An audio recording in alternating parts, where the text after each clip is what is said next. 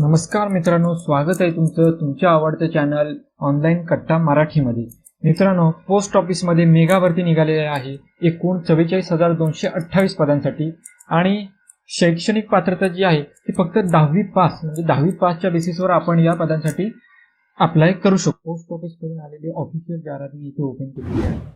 मित्रांनो, इथे तुम्ही पाहू शकता की प्रत्येक राज्यानुसार आणि प्रत्येक कॅटेगरीनुसार किती जागा आहेत त्या इथे दाखवलेल्या आहेत.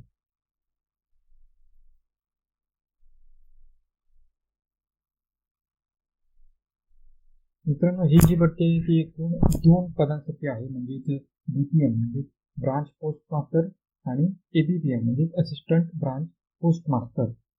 सॅलरी बघितली तर मित्रांनो, BPM साठी 12,000 ते 29,380 अशी सॅलरी असेल आणि ABPM व डाक सेवक त्यासाठी या पदासाठी 10,000 ते 24,470 रुपये एवढी सॅलरी असणार आहे. आणि त्याचबरोबर एज लिमिट म्हणजे याची वयोमर्यादा आपण बघितली तर 18 कमीत कमी 18 वय असणे गरजेचं आहे. त्याचबरोबर 40 वर्ष मॅक्झिमम अशी म्हणजे 18 ते 40 या वयोगटातील जर तुम्ही असाल तर तुम्ही या पदांसाठी एलिजिबल आहात. या पदासाठी नक्की फी किती असेल तर ओपन आणि OBC साठी जी असेल ती ओपन OBC आणि EWS म्हणजे इकॉनॉमिकल विकर सेक्शन या कॅटेगरीसाठी 100 रुपये फी असणार आहे. आणि female applicant, SC ST applicant आणि PWD म्हणजे पर्सन विथ डिसॅबिलिटीज किंवा ट्रान्सवुमन यांच्यासाठी जी असणार आहे ती काहीच फी नसणार आहे. ऑनलाईन ॲप्लिकेशनचं बघितलं तर मित्रांनो, आपण ती स्टेप बाय स्टेप प्रोसिजर बघणारच आहोत. त्यासाठी आपल्याला इंडिया पोस्ट GDS online.gov.in या वेबसाईटवर जायचं आहे. मी या वेबसाईटची लिंक आपल्या डिस्क्रिप्शन बॉक्समध्ये देईन, तिथून तुम्ही डायरेक्टली या वेबसाईटवर येऊ शकता. मित्रांनो, ही वेबसाईट ओपन झाल्यानंतर आपण इथे बघू शकता की याची जी ॲप्लिकेशन आहे ती 15/7 म्हणजे 15 जुलैपासून चालू झालेली आहे आणि याची शेवटची तारीख जी असणार आहे ती 5/8 म्हणजे 5 ऑगस्ट रोजी तिची जी शेवटची तारीख असणार आहे. ही वेबसाईट ओपन केल्यावर तुम्हाला इथे दिसेल की प्रत्येक राज्यानुसार याचे आपल्याला कोणत्या राज्यात किती पदे आहेत आणि कोणत्या रिजनमध्ये किती पदे आहेत ते सुद्धा इथून आपल्याला बघता येईल. आता आपण महाराष्ट्राचा विचार केला तर महाराष्ट्रासाठी आपण इथे क्लिक करूया. त्याचबरोबर प्रत्येक जिल्ह्यात किंवा प्रत्येक महाराष्ट्रातल्या सर्कलमध्ये किती पदं आहेत ते सुद्धा आपण इथे बघू शकतो. समजा आपण नाशिक बघितलं, नाशिकचा विचार केला तर नाशिकमध्ये देखील आपण किती पदे आहेत ते बघू शकतो. ही पोस्टवर क्लिक केल्यावर आपल्याला ती पदे जी आहेत ती सगळी दिसून येतील. बघा, नाशिकमध्ये टोटल 21 पदे आहेत. म्हणजे इथे आपण बघू शकतो की नाशिकमधल्या प्रत्येक डिव्हिजनसाठी कोणकोणती पदे रिक्त आहेत. तर ते आपल्याला बघता येईल की इथे post designation, community, minimum TRCA म्हणजेच पेमेंट सॅलरी किती असेल, नंबर ऑफ पोस्ट, GDS म्हणजे ग्रामीण डाक सेवक, BPM म्हणजे ब्रांच पोस्ट मास्टर, OBC कॅटेगरीचं नाव 12,000 म्हणजे आपल्याला वेतन किती मिळणार आहे ते 12,000. ABPM साठी 10,000 आहे आणि BPM साठी 12,000. आणि या एक जे आहेत एक त्या सगळ्या नंबर ऑफ पोस्ट आहेत. म्हणजे इकडे एक पोस्ट आहे. पुन्हा आपण मागच्या पेजवर गेलो, आपल्याला दुसऱ्या ठिकाणची बघायची असेल तर अंदाजे कदाचित चंद्रपूर जो जिल्हा आहे त्याला जास्त पदं आहेत. चंद्रपूरला काहीतरी 400च्या वरती पदं आहेत. पण बघूया,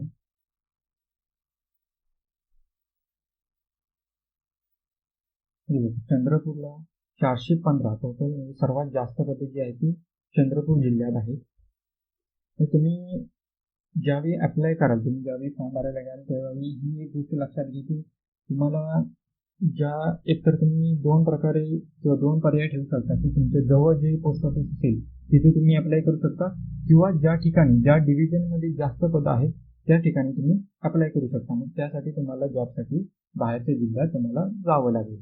तर जो भाग येतो तिथे प्रत्येक स्टेप वाईज दिलेला आहे. पहिलं आपल्याला रजिस्ट्रेशन करावं लागेल, मग ऑनलाईन आपल्याला पूर्ण ॲप्लिकेशन फिल करावी लागेल, त्याच्यानंतर फी पेमेंट करावी लागेल, नंतर कॅन्डिडेट डिव्हिजन म्हणजे आपल्याला काही शंका वगैरे असतील, तक्रार वगैरे ते आपण रेज करू शकतो. आता रजिस्ट्रेशनसाठी इथे यायचं, रजिस्ट्रेशनवर क्लिक करायचं. मग इथे आपल्याला मोबाईल नंबर आपला जो काही असेल तो आपल्याला टाकायचा, मग व्हॅलिडेट करायचा. व्हॅलिडेट केल्यानंतर मग व्हॅलिडेटवर आपण क्लिक केलं की आपल्याला एक OTP येईल. तो OTP इथे टाकल्यावर आपला नंबर जो असेल तो व्हॅलिडेट होऊन जाईल. त्याचप्रमाणे सेम ईमेल आय डीचं ईमेल आय डी टाकल्यावर व्हॅलिडेट ईमेल आय डी केल्यावर आपल्याला ईमेल ॲड्रेसवर आपल्या एक OTP येईल. तो OTP टाकल्यावर आपला ईमेल आय डी जो आहे तो व्हॅलिडेट होईल. नंतर आपण नाव as per secondary school certificate. Secondary school certificate का, कारण या ज्या जी पद आहे ती 10वीच्या बेसवर आहे. त्यामुळे 10वीच्या सर्टिफिकेटवर जी मार्कशीटवर जे नाव असणार आहे तेच आपल्याला तसंच तसं इथे टाकायचं. म्हणजे तुमचं नाव, फादर्स नेम किंवा मदर्स नेम, तुमची डेट ऑफ बर्थ टाकायचं, जेंडर, मेल फिमेल ट्रान्सजेंडर काय असेल ते. त्याच्यानंतर कम्युनिटी म्हणजे जी कास्ट, अनरिझर्व म्हणजे open, unreserved category, unreserved EWS म्हणजे इकॉनॉमिकल विकर सेक्शन. हे तुमच्याकडे सर्टिफिकेट जर असेल तर तुम्ही याच्यातून अप्लाय करू शकता. OBC, other backward class, SC, ST असं तुम्ही इथे आपली कम्युनिटी मिळवू शकता. सर्कल म्हणजे जिथून तुम्ही सेकंडरी स्कूल म्हणजे जिथून तुम्ही ज्या सर्कलमधून 10वीची परीक्षा उत्तीर्ण झालेला आहात ते सर्कल तुम्हाला टाकायचे. समजा महाराष्ट्रामधून झाले. इयर ऑफ पासिंग नक्की तुमचं कोणतं आहे ते तुम्ही तिथून सिलेक्ट करायचं. मग enter the text shown below म्हणजे हे जे टेक्स्ट आहे 8C847 वगैरे हे तुम्हाला टाकायचे. याच्यानंतर तुम्ही सबमिट करायचे. तर मी आता सर्व इन्फॉर्मेशन फिल केली आहे. आता पुढे आपण याच्यावर सबमिट बटनावर क्लिक केलं तर आपल्याला एक पॉपअप येईल तर ते रजिस्ट्रेशन कंप्लीट होईल. म्हणजे एक टप्पा आपण पार केला आहे. आता त्याच्या पुढे आपण खाली गेलो की इथे आपल्याला आधार नंबर, आपला आधार नंबर जो असेल तो टाकायचा आहे. पर्सन विथ डिसेबिलिटी म्हणजे आपली डिसेबिलिटी काय असेल तर टेस्ट करायचं आहे. टेस्ट केल्यानंतर मग आपल्याला कॅटेगरी कोणती आहे ती आपल्याला AI ही सगळी याच्यामध्ये आपली जाहिरात आहे, जाहिरातीची दिली आहे त्याच्यामध्ये दिलेली आहे. त्याच्यानुसार आपल्याला इथे सिलेक्ट करायचे, नसेल तर मग नो करायचे. Language study in secondary school, language कुठली होती आपली प्राथमिक लँग्वेज मराठी सिलेक्ट करायचं आहे.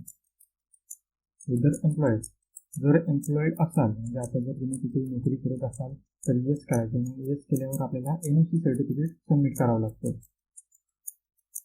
NOC सर्टिफिकेट आपल्याकडे आहे की नाही ती मग सिलेक्ट करायला लागतं. तुम्ही तिथेच नोकरी करत नसाल तर मग सरळ नो सिलेक्ट करायचं. इथे आपल्याला आता आपला फोटो अपलोड करायचा आहे. फोटोची साईज इथे बघून ठेवा मित्रांनो 50 KBच्या आत असली पाहिजे, नाहीतर मग तो इथे फोटो आपला अपलोड होणार नाही. आणि फोटो अपलोड केल्यानंतर आता साईनची साईज जी असणार आहे ती सुद्धा 20 KBपेक्षा कमी असली पाहिजे.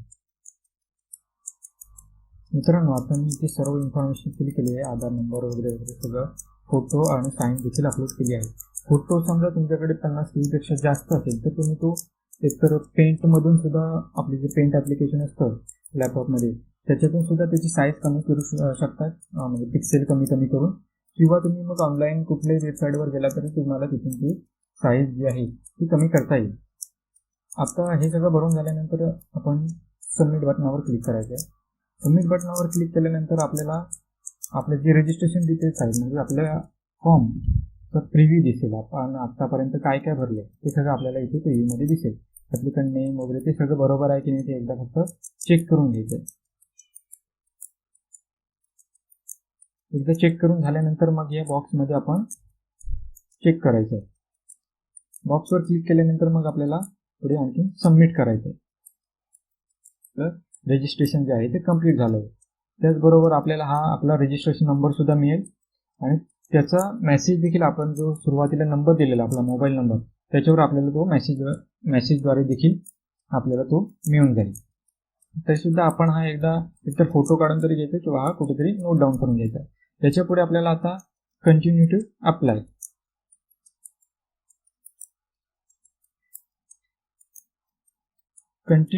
वर क्लिक केल्यानंतर आपल्याला आता आपण एक टप्पा पार केलेला आहे रजिस्ट्रेशनचा. आता इथे आपला जो रजिस्ट्रेशन नंबर होता तो आपल्याला दिसेल.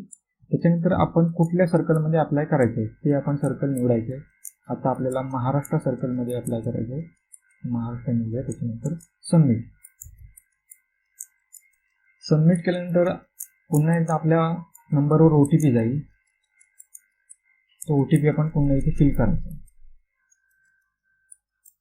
OTP फिल केल्यानंतर परत मग कॅप्चा फिल करायचा आहे. त्याच्यानंतर नेक्स्टवर क्लिक करायचं आहे.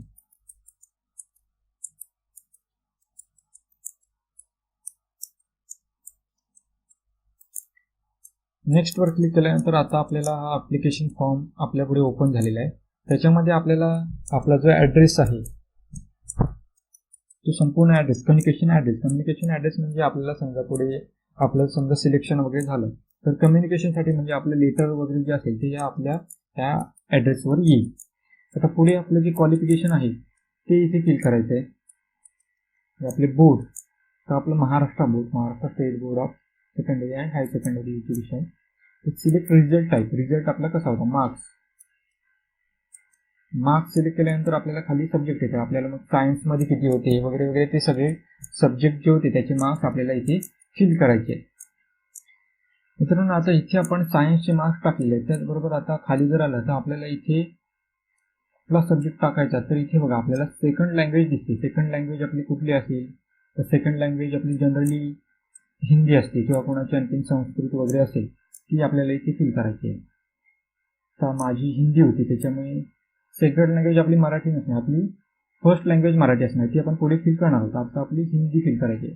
सेकंड लँग्वेज हिंदीमध्ये किती मार्क्स असतील ते आपण इथे फिल करायचे. इथे बघा इथे फर्स्ट लँग्वेज आहे.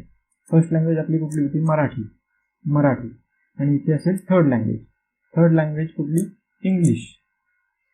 थर्ड लँग्वेज आपली इंग्लिश असणार आहे.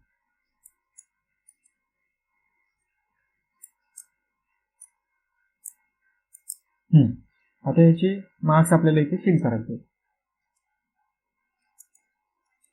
मित्रांनो आता इथे आपण सगळे मार्क्स फिल केले आहेत. आता खाली जर आपण बघितलं तर CGPA स्कोर आपल्याला इथे टाकायचा आहे. तर इथे एक नोट दिलेली आहे की आपला जर CGPA स्कोर नसेल, आपल्याला काही ठिकाणी पर्सेंटेज असतील तर हे आपण असंच ब्लँक ठेवलं तरी चालेल. If CGPA is not allotted by your board you may leave this field as blank. मित्रांनो ही सगळी इन्फॉर्मेशन फिल केल्यानंतर आपल्याला सेव्ह अँड कंटिन्यू बटनावर क्लिक करायचं आहे. आता आपल्याला प्रेफरन्स सिलेक्ट करायचं आहे. प्रेफरन्स म्हणजे ज्या डिव्हिजनमध्ये आपल्याला जॉब हवा आहे किंवा ज्या डिव्हिजनमध्ये आपल्याला अप्लाय करायचं आहे ती डिव्हिजन आपल्याला इथून सिलेक्ट करायची. आता आपल्याला कोणती डिव्हिजन सिलेक्ट करायची ते आपण मगाशी बघितलं की मगाशी स्टार्टिंगलाच आपण कोणकोणत्या जिल्ह्यामध्ये किती जागा आहेत ते स्टार्टिंगलाच आपण बघितलं. किंवा इथून सुद्धा आपण पुन्हा आपल्याला बघायचं असेल तर इथून आपण बघू शकता. इथून महाराष्ट्र सिलेक्ट केलं, परत आपण कोणत्या जिल्ह्यामध्ये आपल्याला अप्लाय करायचं आहे ते आपण इथून ठरवू शकतो. आता समजा इथून रायगड डिव्हिजन सिलेक्ट केलं. रायगड डिव्हिजनमध्ये आपले कोणकोणत्या ठिकाणी जागा आहे ते आपल्याला इथून दाखवेल. त्याचबरोबर रायगड डिव्हिजनमध्ये कदाचित 121 काहीतरी टोटल जागा आहेत.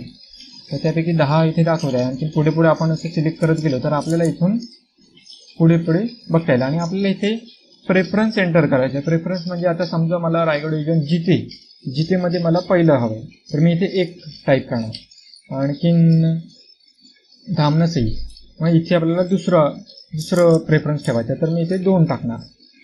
कवळीला समजा 3 ठेवायचं तर मी इथे 3 टाकणार.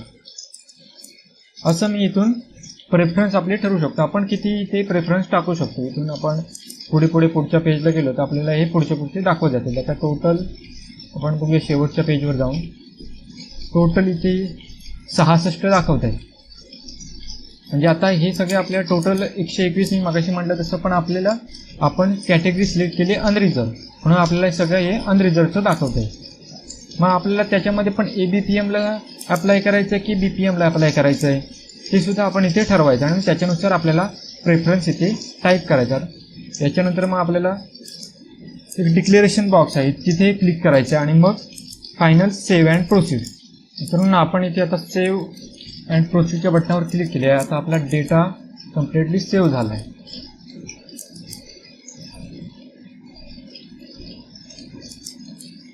तिथे एक पॉपअप आला की एकदा आपण फी भरली की ती आपल्याला परत मिळणार नाही. म्हणजे आपल्याला आपण इलिजिबल आहोत की नाही ते आधीच आपल्याला इथे चेक करायचं. आपले तिथे ओके केलं की आपल्याला खाली मेक पेमेंट. आता आपण अनरिझर्वमधून भरलं आहे म्हणून आपल्याला ही 100 रुपये फी भरावी लागणार आहे. मी मगाशी सांगितलं समजा आपण ओपन OBC किंवा EWS कॅटेगरीमध्ये नसू तर आपल्याला फी भरावी लागणार नाही.